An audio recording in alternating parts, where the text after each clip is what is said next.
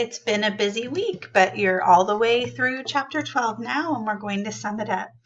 So the musculoskeletal system consists of muscles, tendons, and ligaments that attach to the bones and the joints. The thyroid and the parathyroid glands work together to keep calcium levels in balance. Bones can weaken from a lack of calcium or an excess of calcium, and we talked about hypocalcemia and osteomalacia and osteoporosis. And then we talked about also the excess of calcium being the Paget's disease. Examples of muscle disorders that originate in the brain include cerebral palsy, stroke, and multiple sclerosis. Examples of muscle disorders that originate in the muscle tissue include spasms and dystonia.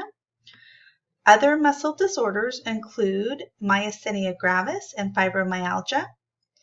Many drugs are available to help treat muscular disorders, including antispasmodics, muscle relaxant, non-steroidal anti-inflammatory drugs, the NSAIDs, antidepressants, cholinesterase inhibitors, and narcotic analgesics.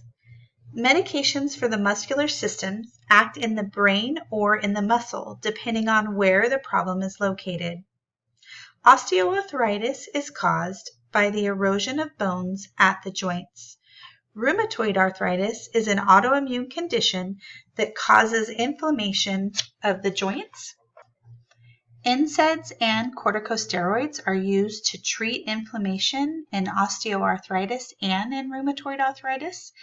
Aspirin and topical analgesics are used for pain, and we talked about the COX-2 inhibitors, and they work to reduce pain and inflammation while decreasing the risk of ulcerations and bleeding. DMARDs can be used for patients with rheumatoid arthritis. And assisting the patient to maintain independent functioning should be one of the goals of every healthcare worker. With independence, patients have dignity and a feeling of well-being.